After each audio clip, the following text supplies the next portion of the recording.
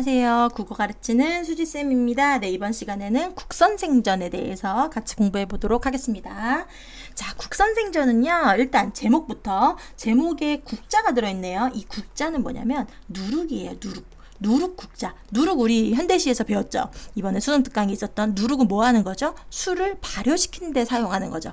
그러면 여기서 이 누룩을 사용했다는 거는 이 국이라는 거는 술을 의미한다는 거예요. 술. 지금 이 작품은요.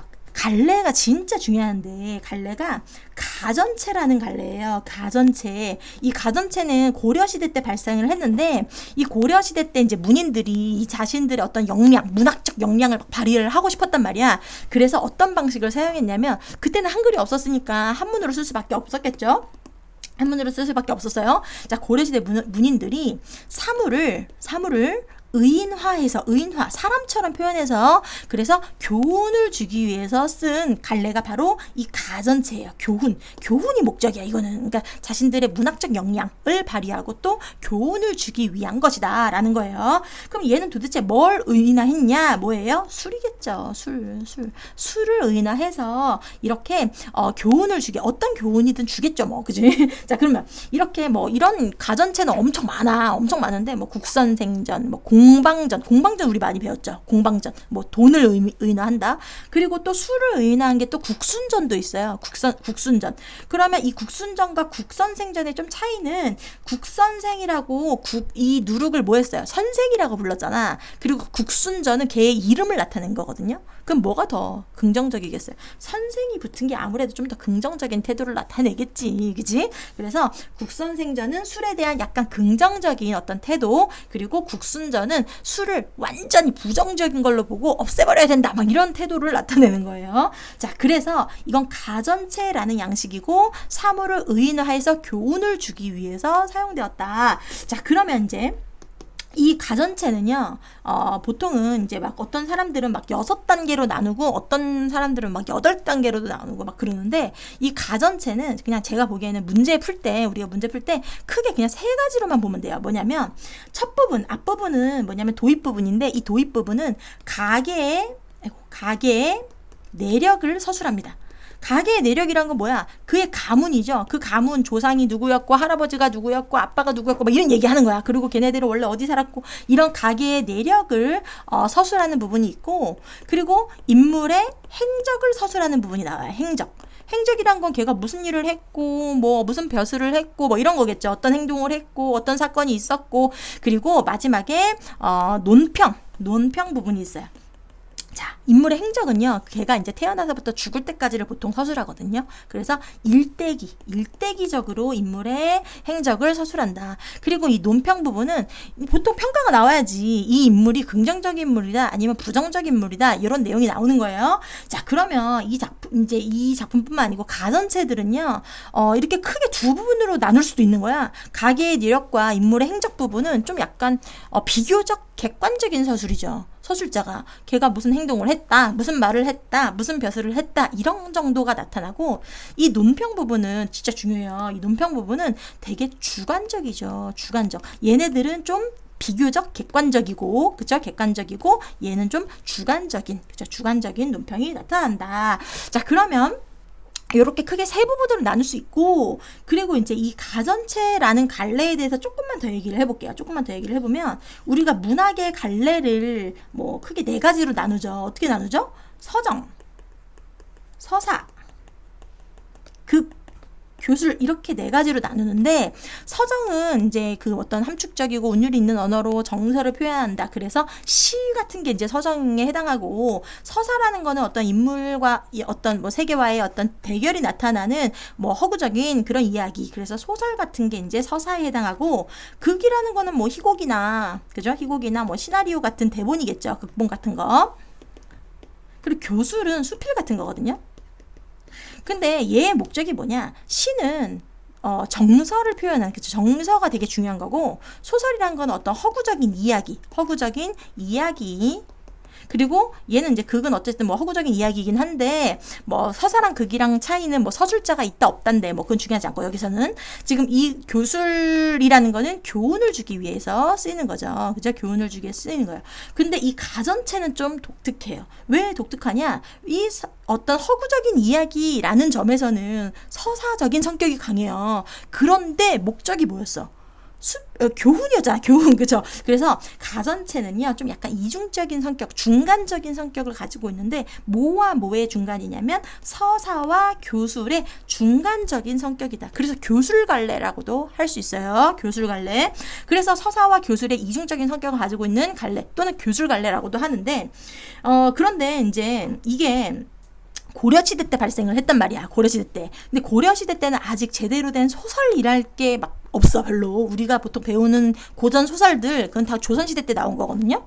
우리가 뭐 보통 최초의 뭐 한문소설이다, 뭐 사실 그 전에도 소설 같은 게 있긴 있는데, 제대로 된 뭐 한문소설이다, 이렇게 얘기하면 뭐 김시습의 금오신화를 꼽아요. 근데 이 금오신화라는 것도 조선시대 때 나타났단 말이야. 그럼 고려시대는 아직 소설이 완전하게 모습을 갖추지 못한 상황이었어요. 그러니까 가전체는 설화는 뭐야? 이야기잖아. 설화에서 소설로 넘어가는 그 중간 단계 정도에 위치하고 있는, 자 보세요.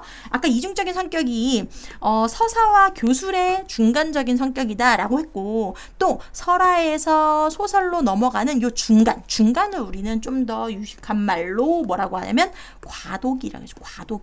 과도기적인 양식이다. 설화와 소설을 이어주는 과도기적인 양식이면서 징검다리 역할을 한다. 이렇게 이야기하기도 합니다.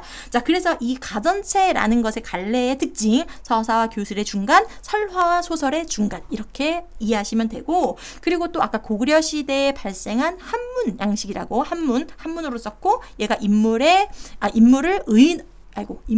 사물을 의인화했다는 거 엄청 중요해요. 사물을 의인화했다는 거. 그리고 몇 단 구성이다? 3단 구성이다. 앞부분은 가계의 내력을 서술하고 인물의 행적을 쭉 서술한 다음에 마지막에 작가의 논평, 긍정적이거나 부정적인 논평을 나타내는, 그렇게 3단 구성으로 되어 있다라는 정보를 알고 요거를 이제 보도록 할게요.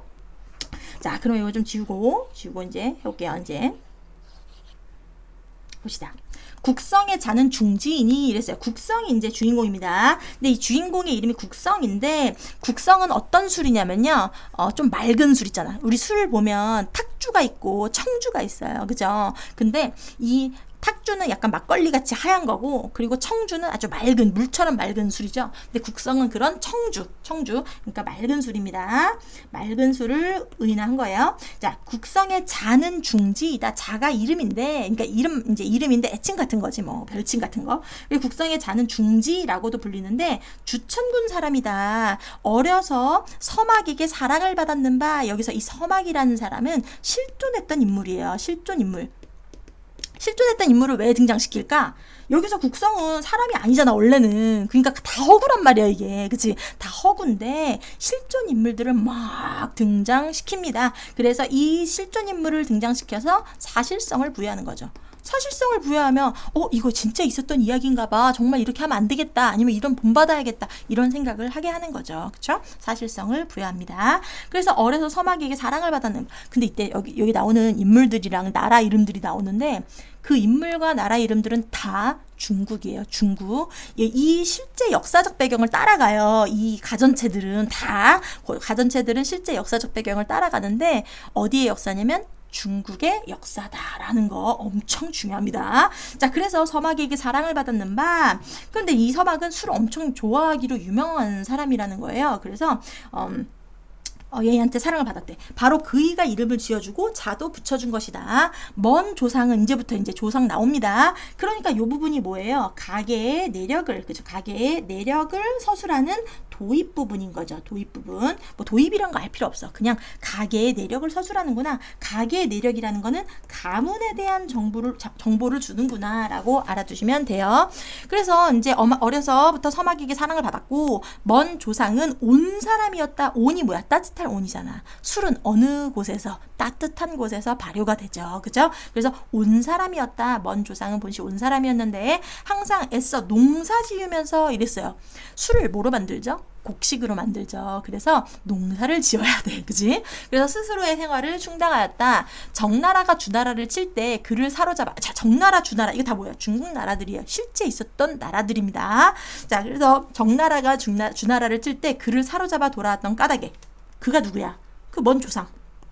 그 먼 조상을 사로잡아 돌아왔던 까닭에 그 자손 가운데 정나라에 퍼져 사는 이들도 있다. 증조부에 관해서는 사관이 그 이름을 잃어버렸고 조부인 모가 주천 땅으로 옮김으로 인해서 한 집안을 이루었으며 자 증조부는 어때요? 이름이 모른대. 이름 사관이 모르고 그리고 조부가 누구야? 할아버지죠. 이 할아버지는 누구냐면 모. 할아버지는 모인데 모가 뭐냐면 보리예요. 보리.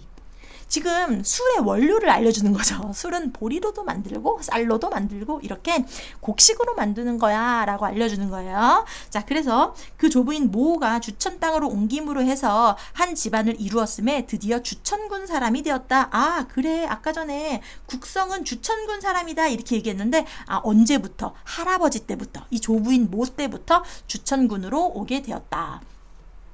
자, 그 다음엔 아버지인 차에 와서 비로소 벼슬 하여 평원도구라는 벼슬을 했고 그리고 농사의 행정을 맡는 귀족인 곡씨의 딸을 아내로 삼아서 성을 낳은 것이었다. 자, 보세요. 아버지는 차래요. 차는요 하얀 술을 의미해요. 흰술. 그리고 비로소 벼슬을 해서 평원도구라는 벼슬을 했는데 평원도구는 좀 낮은 벼슬인가 봐. 그러니까 좀 안 좋은 이 아빠는 국성보다는 조금 약간 급이 낮은 술인 거죠. 그러니까 술에도 급이 있어요. 뭐 소주 같은 건 좀 싸고 좀 비싼 술도 있잖아. 막 뭐 정종 뭐 이런 것들. 자, 그래서 평원도구는 조금 질이 안 좋은 술을 의미하는데 여기서는 벼슬을 의미하는데 좀 낮은 벼슬을 나타낸다. 그래서 아버지가 평원도구라는 벼슬을 했고 농사의 행정을 맡은 귀족인 곡씨의 딸. 곡식은 뭐겠어요? 곡식이겠죠. 곡식으로 만드니까 아빠는 평원도구였던 차였고 그리고 엄마는 곡씨의 딸이었다. 이렇게 아내로 삼아서 성을 낳았다. 성은 아이 때부터 벌써 깊숙한 궁령을 지니고 있었더니 이랬어요. 그럼 성을 낳았다. 여기까지가 뭐겠어요? 가계의 내력을 서술하는 도입 부분이겠죠. 그렇죠? 자, 근데 이제 이 성이 태어났어. 그래서 성이 태어났는데 성은 아이 때부터 벌써 깊숙한 궁령을 지니고 있었더니 인물의 성격을 어떻게 표현했죠?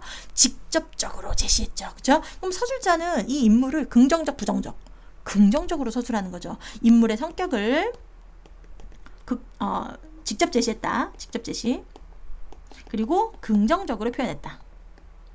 한 번은 손님이 그 아비를 찾아왔다가 성을 눈여겨보고 사랑스러워 이렇게 말하였다. 이 아이의, 이 국성이죠, 국성. 이 아이의 마음 쓰는 그릇의 넘쳐남이 꼭 일망구비의 파도와 같아서 맑길래야 더 맑아질 게 없고 뒤흔들어도 흐려짐이 없으니. 무슨 말이에요? 맑길래야 더 맑아질 게 없다는 것은 이미 너무 맑다는 거야. 이미 너무 맑아가지고 더 이상 더 맑게 할 수는 없고 그리고 또 뒤흔들어도 흐려지지 않는다. 그러니까 이 술이 어떤 술이라고? 아까 투명한 술이라 했죠. 청주라 그랬죠.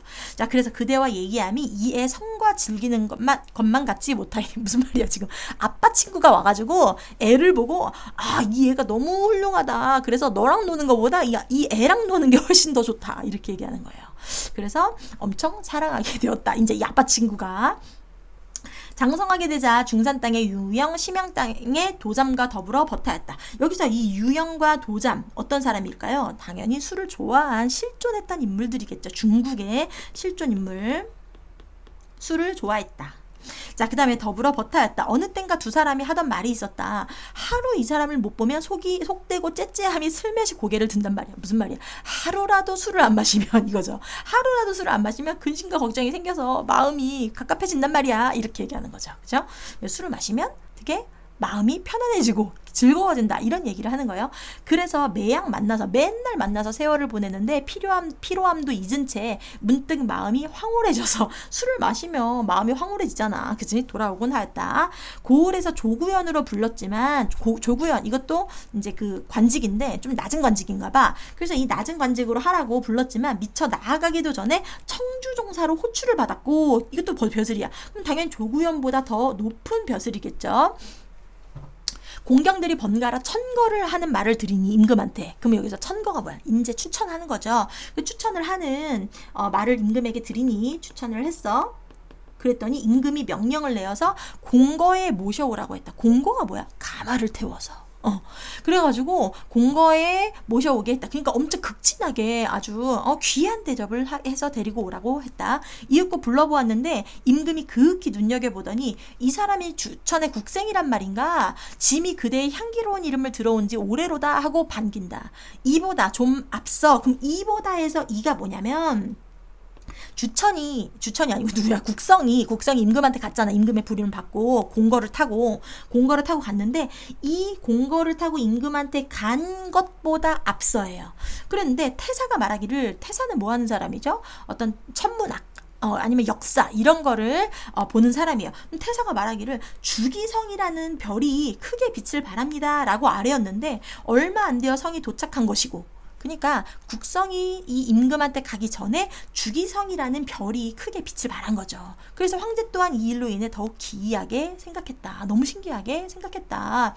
그 즉시 벼슬을 내려서 주객낭중을 삼더니 국자제주로 돌려서 예의사를 겸하게 되었다. 자, 그럼 보세요. 여기서 얘가 이제 주객낭중이라는 벼슬을 하게 되었고 국자제주라는 또 벼슬을 하게 됐어요. 그래서 예의사를 겸하게 되었다. 그러니까 되게 중책을 맡게 된 거야, 나라에서. 근데 엄청 중요한 일을 맡게 됐는데 그 일이 뭐냐면 뭐 제사나 뭐 잔치 뭐 아니면 뭐 어떤 행사 이런 거를 이제 관장하게 된 거죠.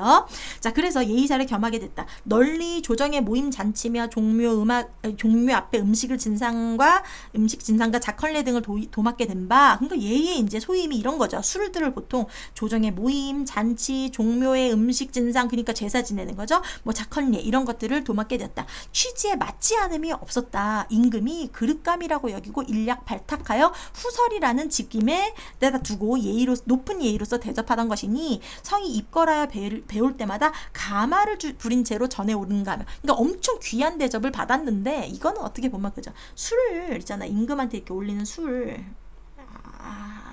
술병이에요. 네, 술이 이렇게 올라갈 때 보통 이렇게 쟁반 같은데 이렇게 올리죠. 그죠? 쟁반. 뭐 쟁반이 뭐 이렇게 네모나게 생겼을 수 있고 어쨌든 귀한 대접을 받았다는 건데 여기서 임금을 배울 때마다 가마를 부린 채로 전에 올랐다라는 건 이렇게 귀한 대접을 받아가지고 이 쟁반 아주 귀한 쟁반 같은 데에다가 이렇게 오게 된 거죠. 그래서 가마를 부린 채로 전에 오르는가 하면 국선생이라고 하되 이름을 부르지 않았다. 아주 중요합니다. 네, 얘를 얼마나 높게 긍정적으로 평가했으면 이름도 안 부르고 국선생이라고 높여서 부른 거죠. 그죠? 자, 그래서 국선생이라 하되 이름을 부르지 않았다. 임금이 마음이 언짢음이 있다가도 성이 들어 뵙게 되면 웃음꽃이 피어나니 우리가 술을 먹으면 기분이 좋아지죠. 그죠? 마음이 언짢다가도 술을 먹으면 기분이 막 좋아지는 거예요. 임금도 마찬가지였던 거죠. 자, 그래서 무릇 그 총애를 입음이 이런 식이었다. 성품이 너그러워 편안하고 날이 갈수록 가까워졌을 때 임금한테. 그러니까 임금이 엄청 이 국정을 좋아했다라는 건 결국 술을 자주 마셨다는 거죠. 임금과 조금도 거슬려 보는 일이 없었다. 이로부터 총애는 더욱 귀종하여서 임금을 따라 잔치에 논일매 있어 아무런 제약이 없었다. 그러니까 임금이 잔치할 때마다 항상 술을 마시게 되었다라는 거죠. 그래서 어쨌든 임금의 뭘 받았어? 총애를 받은 거죠. 총애. 근데 아까 전에 여기서부터 여기 어디 갔어? 어디였죠? 네, 여기까지가 아까 전에 그 가계의 내력을 서술하는 부분이었고 여기서부터는 쭉 뭐예요? 인물의 행적이죠. 그죠? 인물의 행적을 서술하고 있어요. 지금 그래서 걔가 태어나서 지금 이렇게 벼슬까지 하게 된 거예요. 임금의 총애를 받게 된 거야. 자, 그 다음에 아들인 곡과 포 여기 이제 문제가 생겨. 이제 아빠가 임금의 총애를 받으니까 되게 높은 벼슬에 올라갔잖아. 그랬더니 자식들이 문제를 일으키는 거야. 곡과 포와 여기 아비가 누리는 총애를 믿고 횡포가 자심하였더니 이런 네. 그래서 이제 아비가 누리는 총애를 믿고 횡포가 자심하더니 중서령으로 있는 모액이 탄핵하는 상소를 올려서 여쭈었다. 여기서 모형은 털모자거든요. 얘 붓이에요.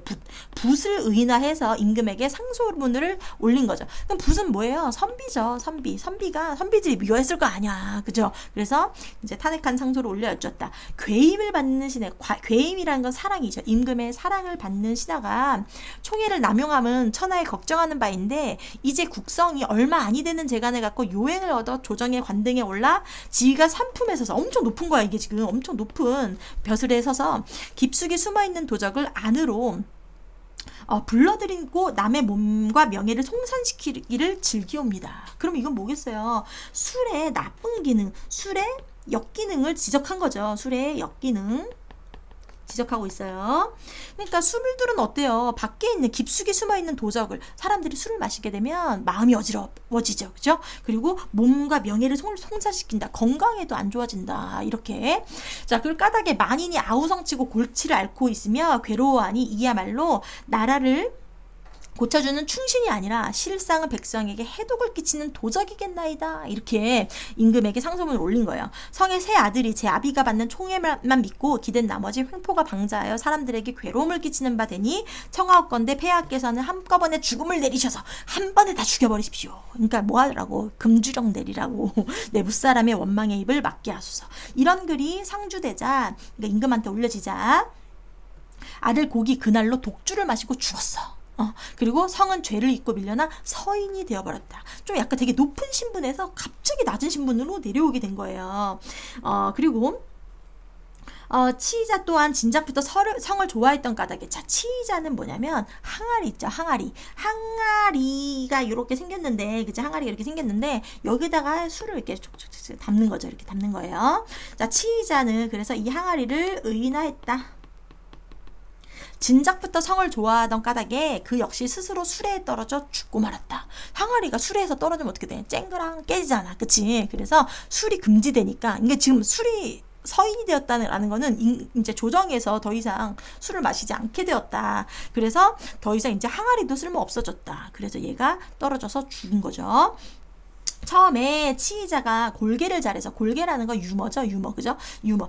임금의 사랑을 받고 국성과는 서로 벗으라며 임금이 출입할 때마다 임금의 속거에 의탁하곤 했다. 그러니까 얘도 그러니까 임금이랑 친하게 지낸 거죠. 그렇죠? 그래서 치이자가 한 번은 피곤하여 누워 있었는데 성이 장남 삼아서 자네의 배가 아무리 불룩하니 크다지만 속이 텅텅 비어 있으니 그 무슨 소용이 있으리. 이거는 얘를 디스하는 건데, 디스인데 이 디스가 엄청 심각한 디스가 아니라 엄청 친하니까 하는 디스예요. 그래서 야, 너 배가 이렇게 볼록 튀어나왔는데 너 속에다가 술을 안 담으면 무슨 소용이 있겠냐라고 장남 삼아서 말했어요. 그랬더니 자네 같은 따위야 수백 명쯤이야 넉넉히 담아낼 수 있지라는 어떤 일화죠. 이거는 뭐냐면 지금 이 항아리와 술이 그만큼 옛날에 친했다라는 걸 보여주는 일화를 제시한 거예요. 자, 그 다음에 그랬는데 성이 버스를 벗고 나니 제고을과 격고을 사이에 도적이 때로 일어났다. 여기서 이 제고을은 뭐냐면요, 이 제고을은 그 배꼽이고요. 그리고 격고을이라는 거는 가슴. 그러면 여기서 이 배꼽과 가슴 사이에 도적이 때로 일어났다. 그러니까 술을 못 마시게 하니까 사람들이 어때? 근심이 막 늘어나고 사람들이 포악해지고 아무튼 막 괴로워하게 된 거예요. 그래서 임금이 그거를 토벌하려고 했으나 그 일을 제대로 맡을 만한 적당한 인물이 쉽지 않았기 때문에 다시금 국성을, 성이라는 건 여기서 국성이죠. 국성을 기용하여 원수로 삼았다. 원수가 뭐예요? 원수는 장부죠. 그러니까 어떤 장군으로 삼은 거예요. 성이 군기를 엄숙하게 유지시킨 채 병졸들과 함께 고락을 함께 하면서 수성 수성의 물기를 터서 단 한 판의 싸움을 쳐서 없애버렸다. 자, 봐봐. 아까 금주령을 내렸더니 배꼽이랑 가슴 사이에 마음에 괴로움이 생겨가지고 이걸 임금이 잠재우려고 했는데 그거를 맡을 만한 적당한 인물이 쉽지 않아가지고 이제 국성 수를 다시 기용하게 된 거죠. 금주령을 푼 거지, 그지? 자, 그래서 은수를 삼았다. 성이 군기를 엄숙하게 유지시키고 병졸들과 함께 고략을 같이 하면서 수성의 물기를 텄다. 근데 여기에서 지금 이 성이라는 인물 자체는 어떤 인물이에요? 되게 긍정적인 인물이잖아. 지금 그지? 군기를 엄숙하게 유지시켰다. 그럼 그 군기를 엄숙하게 유지시켰다는 거는 결국에는 뭐냐면 수를 아까 전에 금주령을 내렸다가 풀어주긴 했는데 그냥 좀 약간 제한적으로 절제하면서 먹게 한 거죠. 그랬더니 수성에, 여기서 수성은 뭐냐면 근심 숫자야, 근심. 근데 근심을 뭐에 비유한 거야? 성에다 비유한 거죠. 그죠? 그래서 이 수성에 물기를 터서 단 한 판의 싸움에 쳐서 없애버리고 장락판을 세우고 돌아오니 황제는 그 공로로 상동후라는 벼슬에 또 봉한 거죠. 자, 그 다음에 그리고 1년 만에 상소를 올려서 은퇴를 요청하였다.